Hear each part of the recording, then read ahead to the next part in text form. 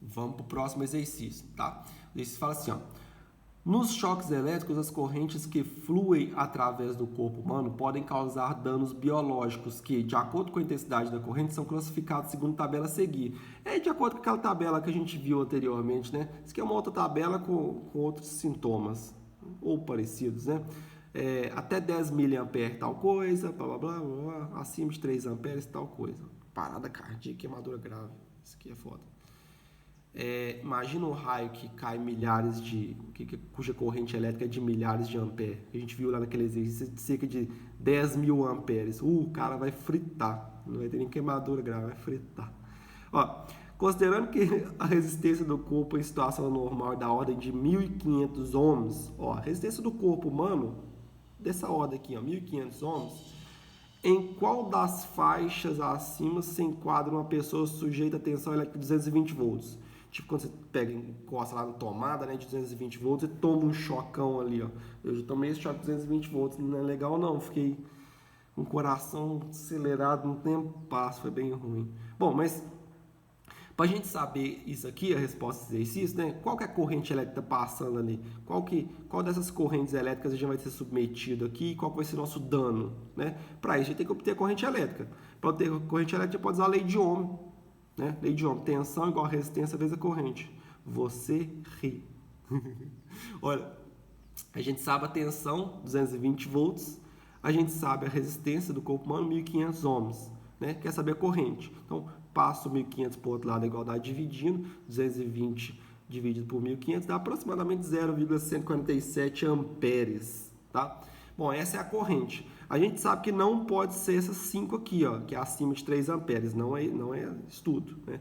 O resto reparta tudo em miliampere. Eu não estou em miliampere aqui, eu tenho que dar um jeito de transformar isso aqui para miliampere. Aí você vai lembrar, o milha é 10 a menos 3. Eu posso pegar e andar com a vírgula 3 casas para a direita e reescrever isso aqui como 147, olha, 1, 2, 3, 147,0 vezes 10 elevado a menos 3. Menos 3 porque eu andei 3 casas com a vírgula para a direita, né?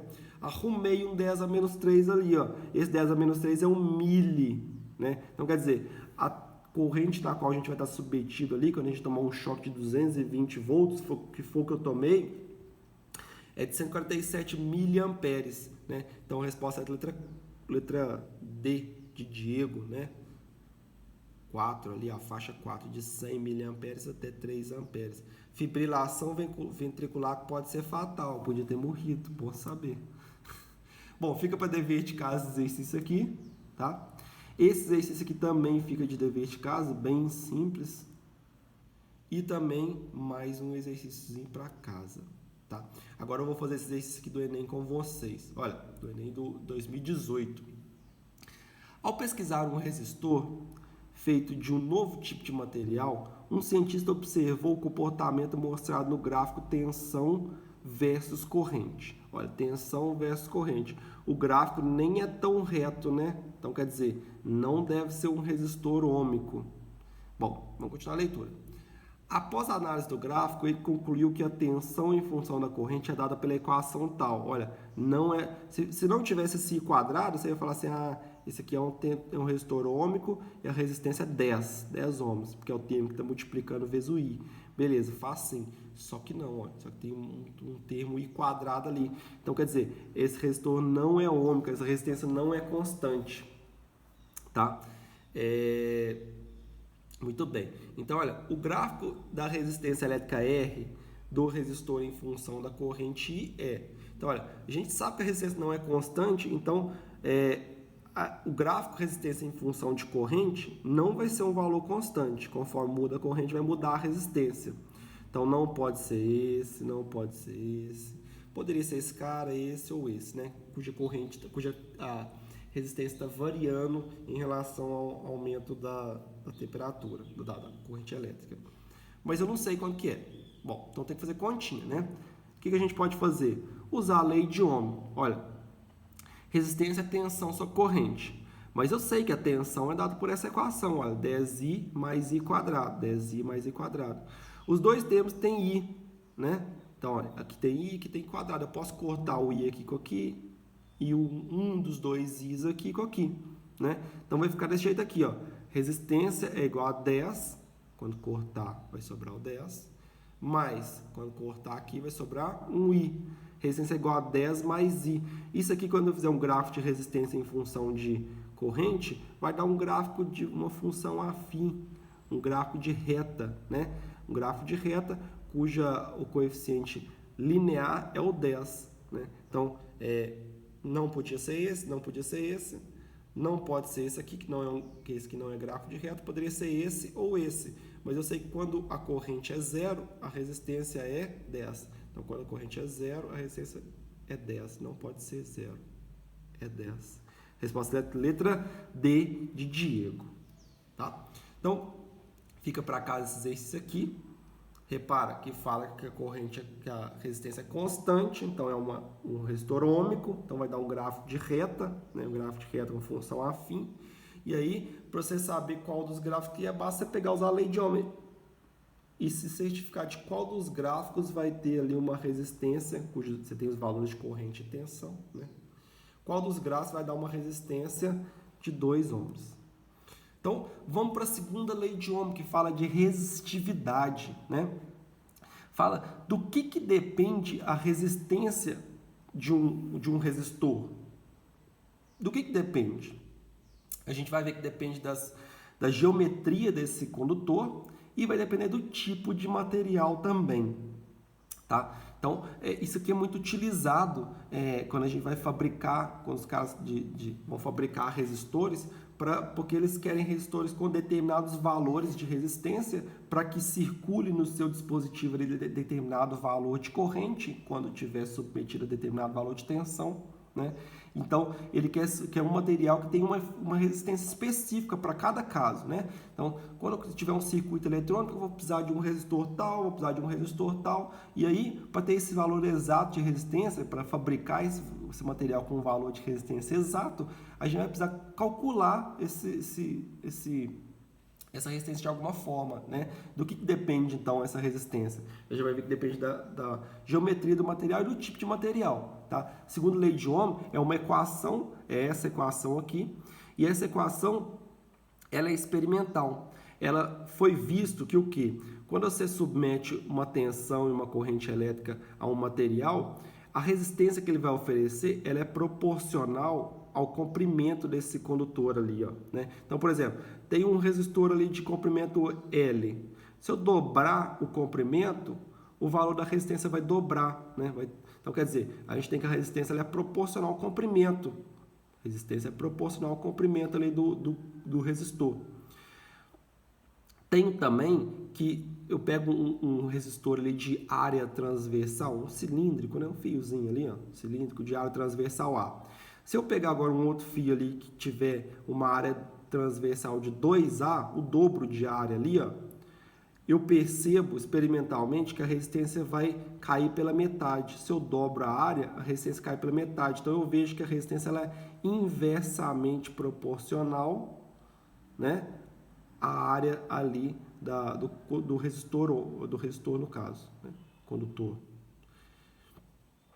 Também, então, olha lá, é inversamente proporcional à área. Então, eu sei que a resistência ela é proporcional à razão do comprimento pela área. Eu percebo, por fim, quando eu testar diversos tipos de materiais, com o mesmo comprimento e mesma área, eu vou ter resistências diferentes. Porque resistência também vai depender, ela vai ser proporcional, ela vai depender do tipo de material. Então, ela vai depender da resistividade do material. Resistividade é uma propriedade do material, da estrutura ali do material em si, que oferece resistências diferentes, né? Então, se eu pegar, por exemplo, dois fios iguais, de mesma área e mesmo comprimento, só que de materiais diferentes, de cobre e prata, eu vou ter resistências ali no meu circuito diferentes, porque o cobre oferece uma resistência maior que a prata, né?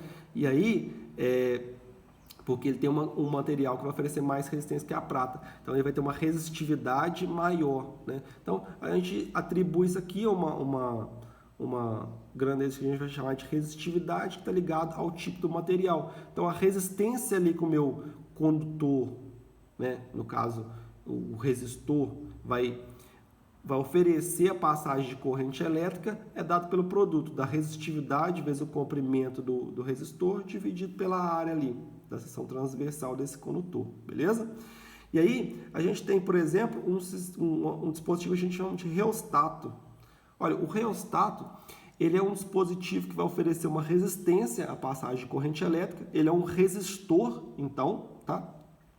E é um resistor cuja resistência, ela varia.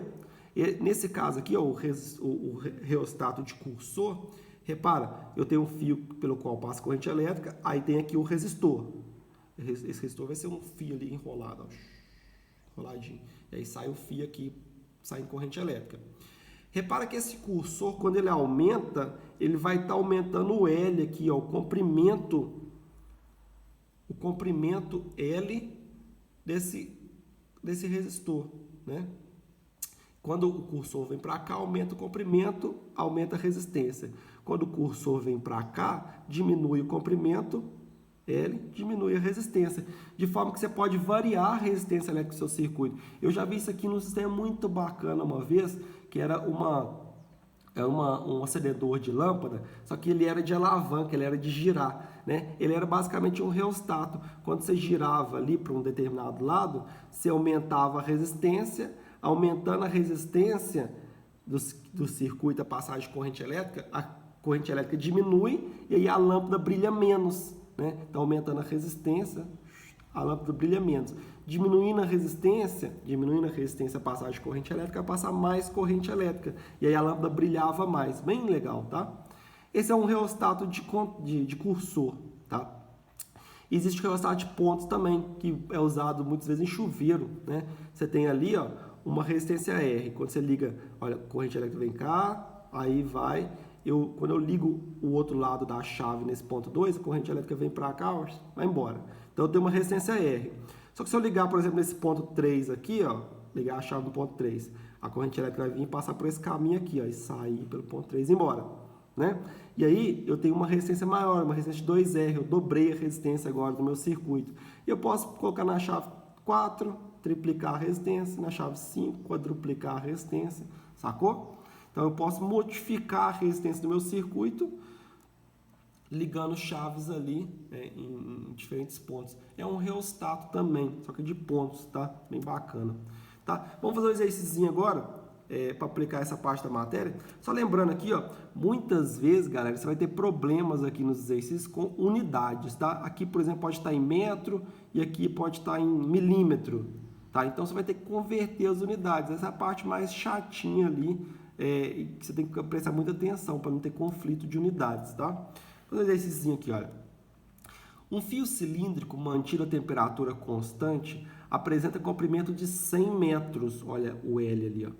Área de seção transversal de 0,02 metros quadrados. Então, olha, esse aqui é o A. Repara que aqui não está dando conflito de unidade, está em metro, então ok. E constante de resistividade em 2 vezes 10 elevado a menos 6 ohm vezes metro. É a unidade do Sistema Internacional de Medidas para resistividade, aquele Rho, né? Esse Rho aqui, ó, a resistividade do material dado nessa unidade, tá? Podemos afirmar que para uma corrente de 4 amperes, sua DDP em VE, ou seja, sua diferença de potencial, a tensão elétrica em volts quer saber a tensão ali, né? Então vamos lá, olha. Para saber a tensão, eu posso usar a primeira lei de Ohm, né? Que é resistência vezes corrente. Corrente eu sei, 4 amperes. E a resistência? Essa eu não sei não, tem que calcular. Então a gente pode usar a segunda lei de Ohm para calcular ela, né? Segunda lei de Ohm, resistividade, 2 vezes 10 a menos 6, está falando aqui, vezes o comprimento do fio, que é 10 elevado a 2, dividido pela área da seção transversal, que é 0,02 metros quadrados. Já está tudo nas unidades, já não vai ter problema com unidade, não tem que converter nada. Para resolver esse problema, que conta horrorosa, a gente pode fazer o quê? A gente pode usar a potência de 10, né? Posso escrever 100 como 10 elevado a 2, que é 10 ao quadrado, que é 100, né? Posso escrever o 0,02, vai dar duas casas com a vírgula para a direita, né? Escrevo em forma de potência de 10, 2 vezes 10 elevado a menos 2. E eu resolvo aqui agora esse problema. Olha, dá para simplificar o 2 com 2, vai sobrar 1. E aí eu resolvo essas potências de 10 horrorosas aqui, ó. Como é que vai ficar? Olha, potência de 10, eu mantenho a base e somo ou subtraio os expoentes.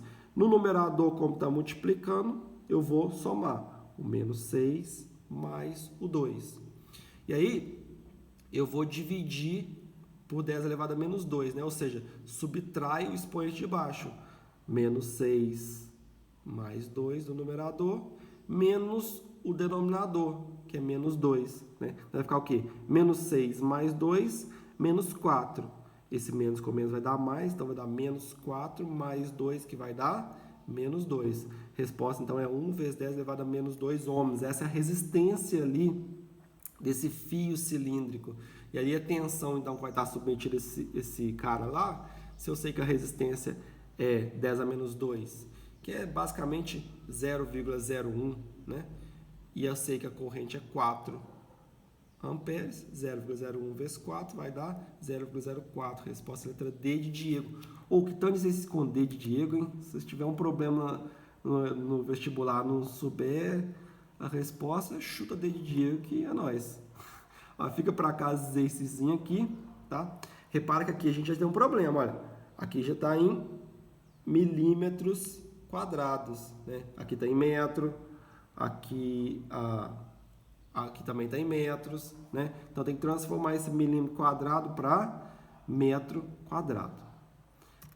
Então, isso aí, galera. Essa foi a aula de hoje sobre corrente elétrica. Muito obrigado aí pela atenção, tá? Façam bastante exercícios para exercitar essa matéria mesmo, que é fazendo exercício que a gente pratica e aprende mesmo. Vai ter dúvida e aí a gente corre atrás e aprende a solucionar a dúvida. Espero que tenha ajudado vocês, tenham entendido a matéria, tenham compreendido um pouco sobre corrente elétrica e nossas aplicações no dia a dia, né, de corrente elétrica.